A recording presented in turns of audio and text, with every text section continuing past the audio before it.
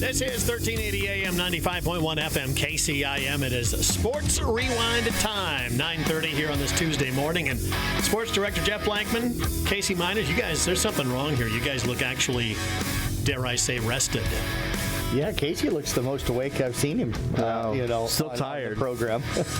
Will was, my mom and her fiance and Will were sick all last week, and it's starting to get to me now. I was going to say, you're starting to sound plugged up. Yeah. Yeah, we all move over. Yeah. So we want to make one thing clear right now. This edition of broadcast on Rewind, we are not wearing the new Major League Baseball pants. Yes. Have you seen these? I have not. The moment I read the first story about them, I'm not going to go look it up. I do not want to see what they look like. I don't. You look at the jerseys last year and the ones this year. It's completely different, and I do not like the new jerseys. They look, I don't know what it is. They just look. They look cheap. They do. They look very cheap. Mm-hmm. Yeah. They're saying they look like replicas and things like that. I hear a lot of George Costanza references going, "Oh, cotton, it breathes. Come on, let's get cotton uniforms. Why not?" Yeah. I will say that some of the memes that I've seen are quite funny.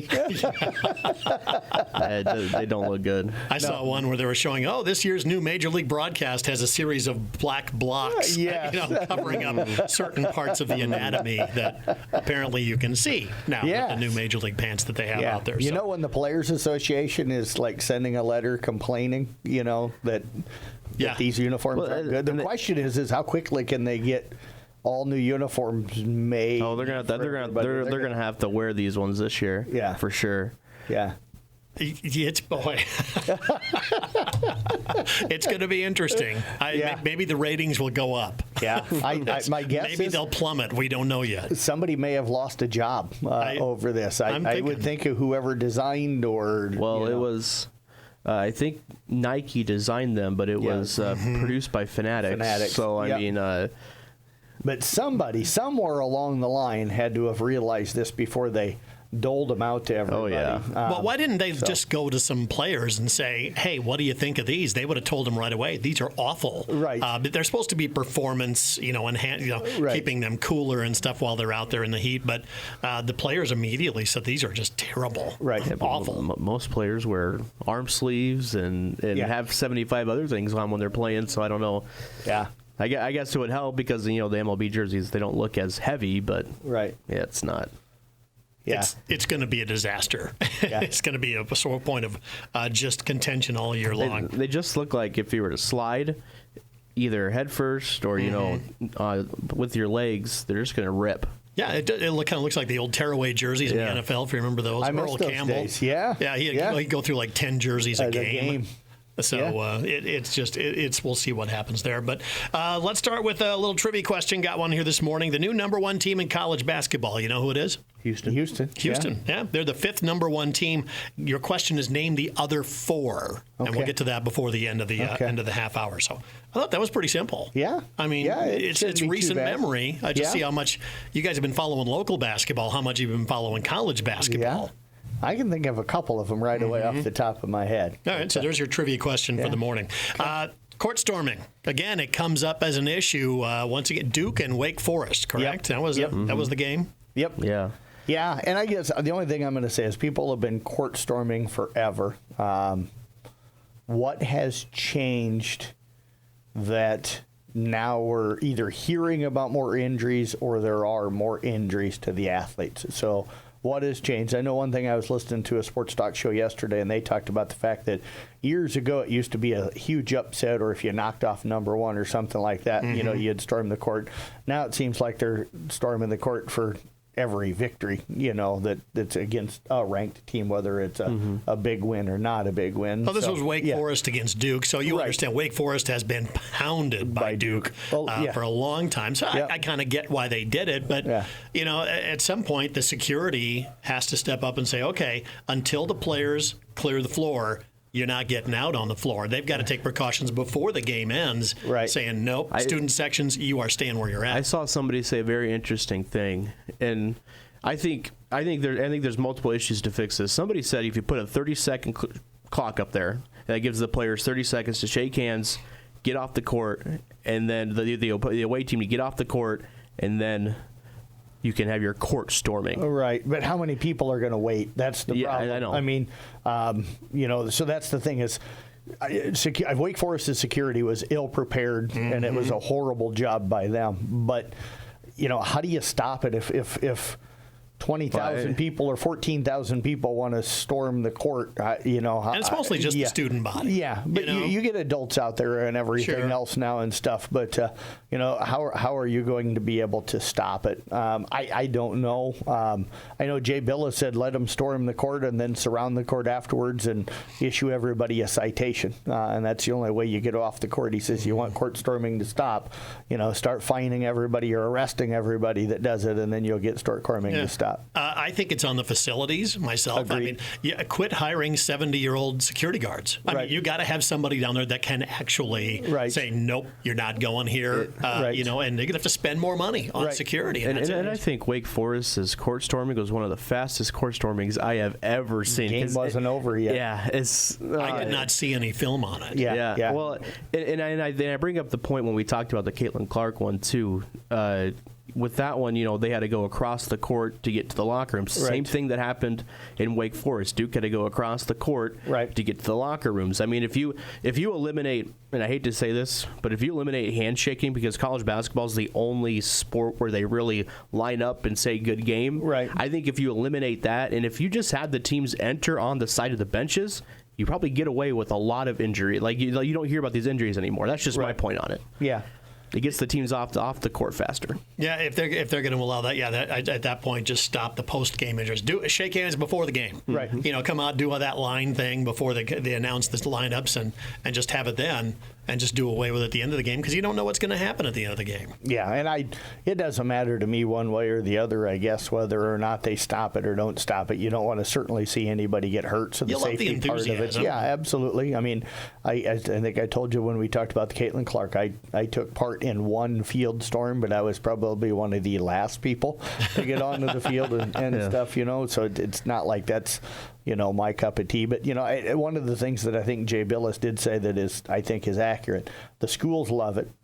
As much as they're complaining about it right now, absolutely, the schools love it because they all put out all the pictures on social media and say, look how much fun it is to come here. So they'll pay that $100,000 fine because for the schools, that $100,000 is nothing. So the fine doesn't mean anything. The media is complaining about it, but the media shows it every time somebody court storms. So the media loves it because they get to use it on their replays and everything else. So, you get all this token, we hate it, but we're not going to do anything kind of about it type of a thing. It's the enthusiasm that goes along with the game. I mean, that's honestly what they love. They love to hype their game and how everybody's into it, and court storming is the ultimate of people getting into the game. Well, and the other question I have is, and I know not every college campus now is serving and selling alcohol at their games, but I know at a lot of football facilities that they are. You get a lot of really inebriated people now that are attending those games. You look at you look at how close the fans are to the court anymore, how drunk they're getting at games and those kind of things, and all of those things lead to some of the issues maybe that we're having that we weren't having 20 years ago as well. Honestly, for the sake of money, a lot of universities like Iowa, they move the students away from the court. Right. You don't see them necessarily, not like Hilton, where you got them on both ends of the floor. Yep. But now that becomes another, you're just opening up a can of worms because if you move the students away from the court, people aren't going to want to go. You're seeing that right now at Carver. Nobody's going to want the students don't go. I love the students being right on the court. It's kind of like you watch Cameron Indoor down at Duke, and it was like, let's see how crazy the student section was going to get. For they love this team, and they loved showing that stuff. So, but your anti-storming device has to be more than a nylon rope held by a couple of elderly people that are there for security just to make a little extra money. Yep. So you're not wrong. Yeah. There's a lot of things that need to be looked at if they're going to fix the problem. And if they need to start making announcements during timeouts late in the game saying, hey, you will not be allowed access to the floor until like a 30-second clock has gone by or give the players time to get off the floor. Then, of course, you can have at it. Yeah. And I mean, when court storming's, it's become part of the game. People, like you said, people love to see it. I think it's what makes part of college basketball so fun is because, you get those huge upsets and you get to see people, storm the court. But like I said, I think if you just had just have the players don't shake hands after the game, especially if it is a big upset like that. Because I mean, I'm telling you, if I'm ranked 9th and I just lose to a team that's unranked and sit in the middle of the pack, the ACC, I'm not going to want to shake hands. Right. Yeah. I'm not going to want to. Yeah. Part of it too with the court storming is everybody has their phone out now, so you're running out onto the court because you're wanting to film what you're doing and you're not paying attention to what's in front of you. So So we got to move on here. We got lots to cover this morning, but I did see this on Iowa Chill. If anybody follows Iowa Chill, they can be so wrong in so many ways. But they put out a list of the 10 most. Well, I hate to say it, but 10 schools that are not highly thought of. Yeah, I'm going to put it that way. Okay. But it's weird because I thought, okay, this is touchy territory going into some of this stuff around here. But they just put it out there. There are 10 schools they said that people, let's say, they're envious of. or that's maybe the most delicate way to put it. But number 10 was Iowa City, Regina, right by Iowa City there, obviously. Number 9 got my attention. Newell Fonda. Yeah. All roads to the state tournament go through Newell Fonda right now. Yeah. I mean, whether you're talking softball, basketball, football, whatever it happens to be, you got to go through Newell Fonda. They've thumped people for a long time in this part of the state. And they do it convincingly. Yes. And then there's been some of that you should need to back off and some things like that. So, that's probably the reason why they make the list. Winterset at number 8. That would surprise me. You were surprised by this. Yeah, I guess we deal with Winterset. I've never had an issue when I've went to a Winterset game. Casey's kind of, I've never had any problems with school officials. Nothing like that ever. No, absolutely. If you're looking at it, I think as a student, I would say Winterset was really chippy when I was in high school. Okay. They're very vocal. That's what I would say. I have had issues there doing games, but it was not the Winterset folks. Right. It was the Carroll folks I was sitting next to, and one of the parents was yelling a lot of stuff, and I had to lean over and say, dude, I'm on the air here. Yeah. You need to shut up. Yes. So, and I did put it to him like Which that. is never a fun thing to do, but I've had to do that a few times myself over the years. If you want to yell, you go to that other side of the bleacher over there. I could care less. Yeah. Just don't sit behind me and yell that stuff so my microphone picks up all that. MFL Marmac. Honestly, I couldn't even tell you where MFL Marmac is. I've heard of it. I can't think of where it's at. Yeah. Dowling Catholic at number 6. Hull Western Christian at number 5. That's because they've beat people for so long. Dowling Christian the same way. I mean, they have pasted people for a long time. North Lynn at number 4. Cedar Rapids Xavier at number 3. We don't really hear much at all about them around this part. Pleasant Valley, again. Don't know where they're at. Don't know. They're more, I think, Southeast Iowa. Yeah, down by the Iowa City area. They're number 2, and number 1 is Waverly Shell Rock again. Yeah. Huge success. Yeah. And I know that's probably a lot of it with them. And, I wouldn't deny that probably having been down at state wrestling over the years where they've dominated state wrestling, that there's a little bit of confidence that goes with them. Oh, yeah. With as successful as what they've been. You got to look at Northland. Northland's on the list because of their boys basketball team. I mean, they're beating teams 100-20 almost nights, So. Well, I would have said about 10 years ago, I mean, Harlan would have been on that list because they were just that successful. Yep. Mm-hmm. So anyway, so that's the list. I thought that was kind of interesting to run through, and I was like, I don't think many people really, bother to just throw it out there like that. Right. So, all right, let's talk about the Kemper Knights. Of course, they fall to Grundy Center, but boy, I tell you what, I was shocked. I was out with my back surgery and all that stuff. Saw that Kemper barely survived South Central Calhoun by a point. That was a crazy game. Yeah, you said they were lucky to get by that game. Yeah, they were. South Central gets a 3 from Andrew Anderson at about the 4.5-minute mark to go up by, 16 in a game that really they had been in control. I wouldn't say they dominated the whole game. They probably took charge in the third quarter, but had led the vast majority of that game, and up till that 4.5-minute mark certainly looked like the better team out on the court that night. But I said it going into the break that you get an offense like Kemper and guys that can shoot like Kemper. All it takes is 1 3 to go, and it can landslide on you a little bit. And that's kind of what happened. They come out of the timeout. Michael Kaspabauer knocks down a 3, and then they get a steal and turn that into a layup. And once that offense got rolling, they went on a 17-0 run over the last 4.5 minutes to pick up the win. You got a feel for the South Central Calhoun kids. Great gutty effort that night, but just couldn't quite finish the deal. And then for the Kemper kids, you're ecstatic. It was one of those really tough games to call for a guy like me because you want to show the excitement for South Central Calhoun throughout the game, but you can't be too excited for the Kemper fans. And at the same time, at the end of the game, you want to be able to show that excitement for Kemper with the comeback because it was a thrilling comeback. But at the same time, you know what the South Central Calhoun kids are going through, and you cover them as well, so you can't be too overly excited for their fan base. Yeah. Was that expected? Was it a game that tight expected? I think with how SCC played against Eagle Grove, it was expected. And I talked to Clive yesterday, and he said that was their best. The first, 20 minutes of that game is probably SCC's best defensive game that they have played all year. Yep. Yeah, I think South Central was playing about as well as anybody late in the season, so I wasn't surprised that they were able to hang. I think most people probably anticipated Kemper winning, so I think most people anticipated Kemper probably making it down to state, but fell a little short on Saturday against a very good Grundy Center team that was just not a good matchup for Kemper. I still think Kemper's good enough to be at state. Heck, I think South Central and ESAC out of Class 2A in our area were good enough to compete with the teams that were down at the state tournament. But Kemper, you said Sean Minahan said this is maybe the best team we played the last couple of years. Yeah, most complete team, he said, in over 2 years, close to 3 years. They were 8. Their top 8 guys could all score the basketball, could all rebound, could all defend.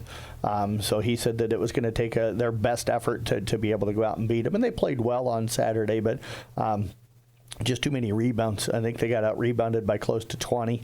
I don't know if the numbers, I haven't looked at the official stats from Grundy Center yet, but I thought they had close to 15 offensive rebounds in the first half. But according to the stats I had saw after the game, they only had them for like 19 rebounds or something like that, offensive rebounds in the game. But I'm thinking they had probably closer to 24 or 25 offensive rebounds in that game. What was the front court for Grundy? 6'6", 6'4", and like 6'3" or something like that. 6'4" were their front court. I think almost everybody they started was taller than Kemper. Yes, yeah. They didn't have one guy that was, I guess Brock Bating at 6'1" would have been a little taller than the 5'11" guard that they had, but otherwise everybody else, there was definitely a size advantage. And I thought in the fourth quarter, I think they knew what Kemper had done to South Central Calhoun. They came out in the fourth quarter and made it a point to go inside and score everything at the rim. And it was kind of like, okay, we're not going to settle for jumpers.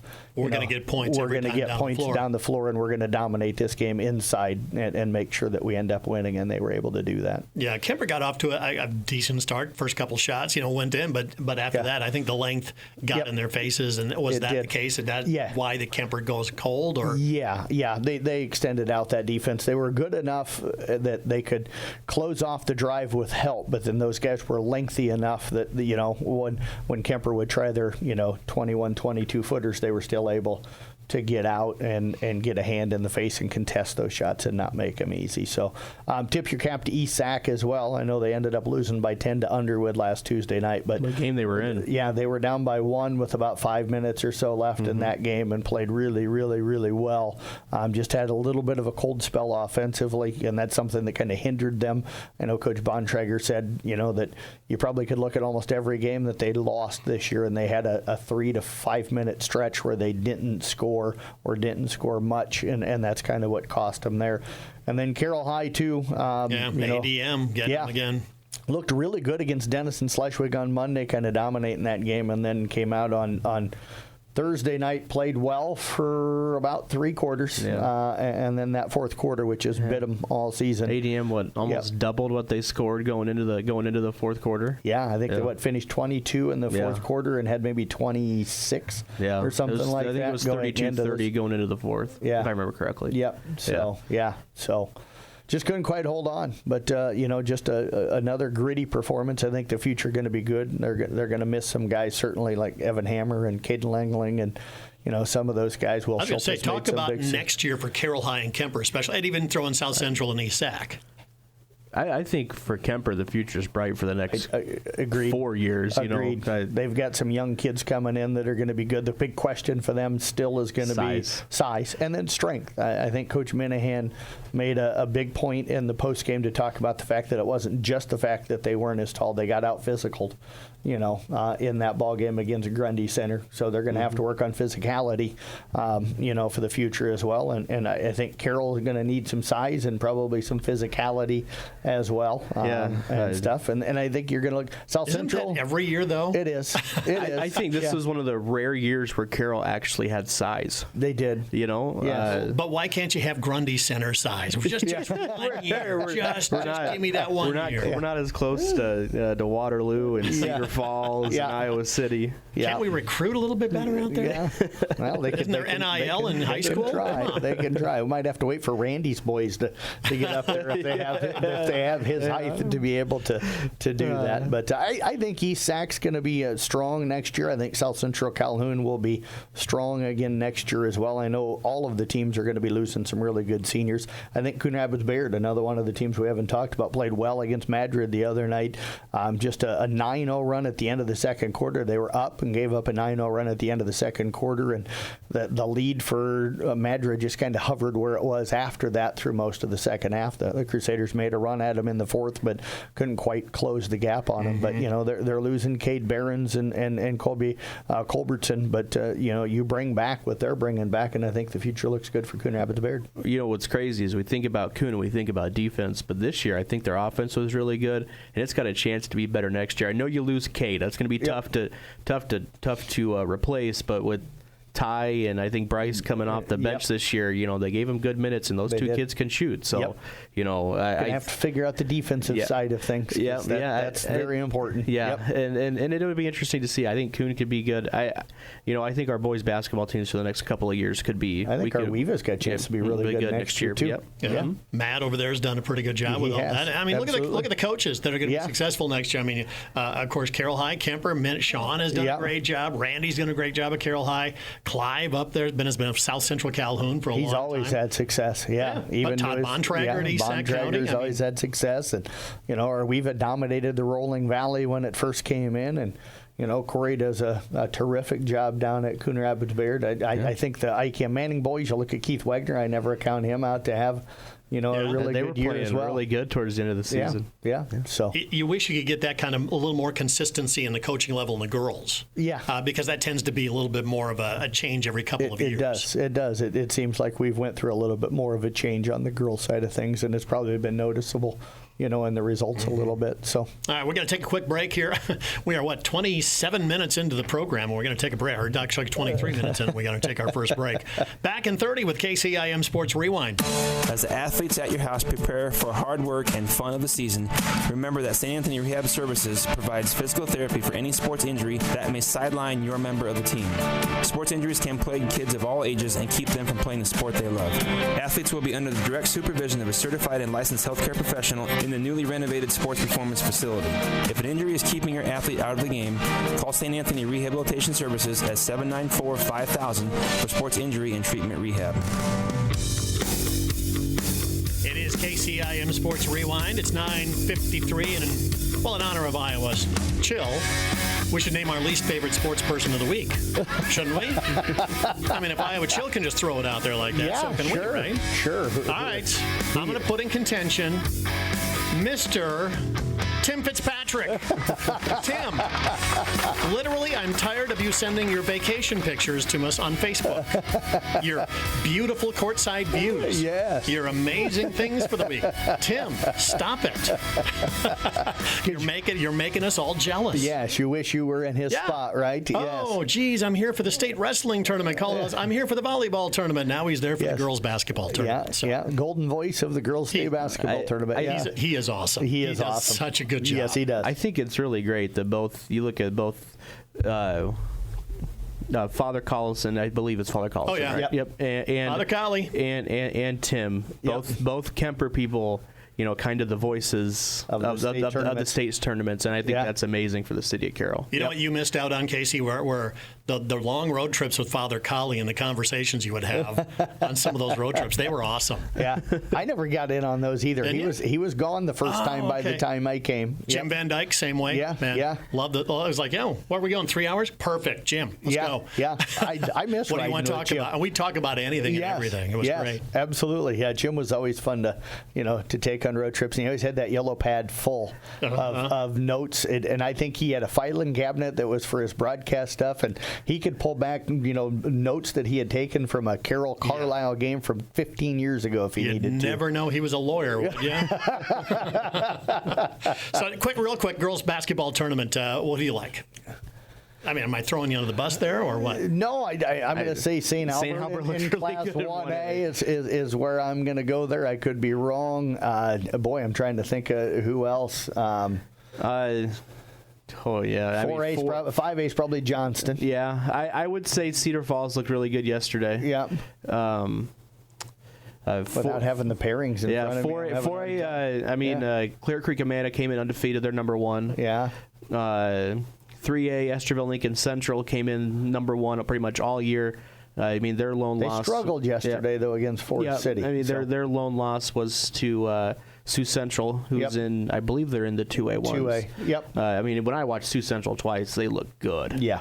Yep. Yeah, they're really good. I don't know if they'll win it, but they're really good. Yeah. I like MFL Marmac. There you go. I have go. no idea what bracket they're in. I don't even know if they're part of the state tournament, but I like them.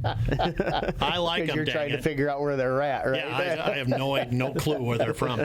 So anyway, girls tournament going on this week, and Tim, enjoy your week. And keep sending the pictures, by the way. Yes. Rewind All-Star game coming up. Yeah, Sunday, March the 10th. Again, it'll be out at the Carroll High School gym. It's going to get underway at noon that day is when the doors will open. Event will start at about 12:20. Casey and I are just going to run through who we've invited for both basketball and wrestling. We'll start with the boys basketball. I'll just be curled up as a nap over here. Yes, in the corner. Absolutely. We're going to make this quick. We're not talking about the kids, just names here and this is who's been invited to come. For the Kemper Knights in boys basketball, Michael Caspabar, Carson Caney, Tragan Biter, Brock Bading, and Carter Putney, along with Jack Bading. For Carroll, we had Evan Hammer, Caden Lingeling, Jared Moore, and Peyton Wardell. From Esac County, Caleb Eichhorn, Ryan Clare, Luke Wright, and Sam Julin. SEC was Gavin Batta, Keegan Sword, Cole Higgins, and Andrew Anderson. From Arweva, Blaine Smith, Wyatt Regaller, and Emmett Newman. From Coon Rapids, Barrett Calhade, Cade Behrens, and Caden Oswald. From Glidden Ralston, Jonathan Bergmeyer, Colby Wallace, and Charles Schoen. And then from Peyton Jordan, Trevin Keeley. From Audubon, Aaron Olson, Edward Miller, and Austin Christensen. From ICAM Manning, Ross Kusel, Ben Ramsey, and Lane Sams. Our two coaches that were invited, there are finalists for Coach of the Year, Corey Meyer of Coon Rapids Bayard and Sean Minahan of Kemper. And then on to girls basketball. From the Kemper Knights, we had Elsa Tiefenthaler, Lauren Bell, Franny Glenn, and Kaylee Simons. From Carroll High, Caitlin Aiden, Olivia Rowetter, and Chloe Cook. From East Sac County, McKenna Steiger, Addison Ehlert, Kendall Quirk, and Sarah Bontrager. From South Central Calhoun, Brenna McAllister, Blair Schleichman, and Bree Patterson. From Arweva, Delaney Shirkey, and Gabby Hunley. From Coon Rapids Bayard, Anna Hart, Breeley Clayberg, Malia Clayberg, and Aubrey Hoffbauer. Then from Glidden Ralston, Cassidy Wank, and Tyler Jansen. From Peyton Jordan, Olivia Smith. And then from ICAM Manning, Anna Stengel, and Taylor Beckendorf. And from Exyrocorn Kimballton / Audubon, it would be Cadence Spore. And then our two coaches for Coaches of the Year are Katie Cook and from Carroll, and then Caitlin McAllister from Coon Rapids Bayard. On boys wrestling from Audubon, Alex Hansen and Lane Elmquist. From Carroll High, we had a bunch. Kale Nelson, Cooper Ludwig, Owen Clucky, Chase Regallard, Kieran Poking, and Quentin Poking. And from Coon Rapids Bayard, Johnny Cortez. From East Sac County, Braden Burns and Charlie Veit. From Kemper, Caleb Hoffman, Jake Earlbeck, Tate Barrett, and Bryce Wiskus. And then from SEC, Zach Trott and Brock Natras. Our two Coach of the Year finalists, Eric Nagel of Carroll and Shane Vaughn from Kemper. Move on to girls wrestling from Audubon, Lauren McCarville. From Carroll High, Sunny McGowan, Julia Canny, Brianna Kiger, Avery Burke, Chloe Jones, Emma Daniels, and Emma Grossman. From East Sac County, Olivia Mack and Jamie Pierce. From Kemper, Kyra Walterman, Sadie Smith, and Grace Hoffman. And then from SEC, we had Courtney King, Evelyn Kramer, Mia Heffley, And then our 2 Coach of the Year finalists are Samantha Vanami of Carroll and Jeff King of South Central Calhoun. And John did want to mention we've had several questions about boys swimming and swimming in general on this. I want to explain the best I can. We're not comparing the kids across the entire state. We're comparing our kids from the schools that we cover. So basketball-wise, we have 10 schools that play basketball. Wrestling-wise, we have 6 that wrestle. For the swimming situation, we just have 1 swimming school. So it's hard to compare them to themselves because that's really all that you can do. So I feel bad that we're not having the swim kids come, but they did. And absolutely, it's not taking anything away from the success that they had. It's just difficult to compare them to themselves and stuff like that. So we've kind of got a limit of, it has to be at least 5 schools. Half of the schools that we cover have to have a team, to be able to invite that sport to the, and a lot of the schools event. that we cover swim with Carroll, so that makes it difficult again. And we've thought of ideas of stuff we can do in the future, so we'll see how that comes around. But I have to say it is hard to compare you to yourself sometimes. So if that helps clear anything up, because we've had questions about why aren't the swimmers invited, and they had a great season. Don't get me wrong, fantastic season, both girls and boys. We'd love to have 5 swim teams in this area, but I don't know if there's enough Deb Danner to go around. She literally probably not. She coaches everything. Yes, it's a 1-woman operation going on there. So thanks to her. So, by the way, I kind of like that whole least favorite sports person of the week. We might have to bring that back. We're holding the beef against somebody. I'd be okay with that. Trivia question. I almost forgot. Yeah, trivia question. 5 number 1 teams. Houston is the latest. Okay. Give me the other 4 number 1 teams in college basketball. I got 3. Okay. I'm going to say UConn. I'll let you go with 1. UConn's 1. Kansas and Purdue. And Purdue. Yep. And then it's that's that last one that I can't think of. Isn't it always that last one? It would have had to be earlier in the year. Early in the year. All different conferences, if that helps. So you had one on the Big Ten. Did Duke ever get to number 1? Duke number 1. Never. Okay. No, not that one. It wasn't UConn either, was it? No, you mentioned UConn. UConn's been number 1. UConn's Big East. Purdue was the Big 10. Kansas is Big 12. Arizona? Arizona got to number 1. There's the number 1 team. So, and by the way, explain to me how Kansas is ranked ahead of Iowa State in the polls this week when they're ahead of Kansas in the Big 10, Big 12 standings.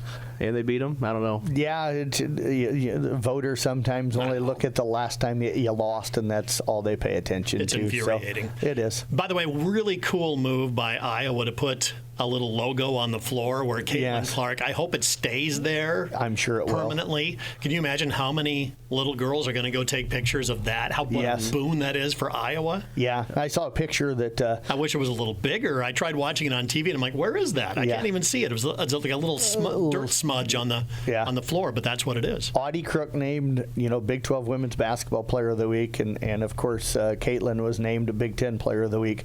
Somebody posted a picture of those two together guarding each other at their game, and they're like, hopefully these two can rebuild basketball for the girls in the state of Iowa, and there's a lot of truth. We talked about Caitlin Aiden, Audie Crooks might be able to do that with Iowa State as well. Yeah, I think if you look at it, you look at the all-time women's scoring lists, there's like 3 players from the state of Iowa on that. Right. So I think that what Caitlin and even what Audie's done this year as a freshman, coming in for Iowa State, I think girls, especially younger girls in the state of Iowa, are looking up to them, and I think you bring back, we talked about the Court Classic last week, 24 girls basketball teams came and played here in Carroll. That was great. Most in a long time. So, absolutely wonderful to see that. Really good stuff. So next week, our least favorite sports person of the week. And by the way, we're not going to allow any Jeff Honnold votes. So he's been traveling, so he hasn't annoyed us yet this week. I was going to say, he'd win almost every week, wouldn't he? Yeah. I'd be nervous if I were you, Pomeroy. That is KCIM Sports Rewind for this week. By the way, Rewind All-Star Game is this Sunday? Next Sunday, March the 10th. From Sunday. Yep. All right. So there you go. KCIM Sports Rewind for this week.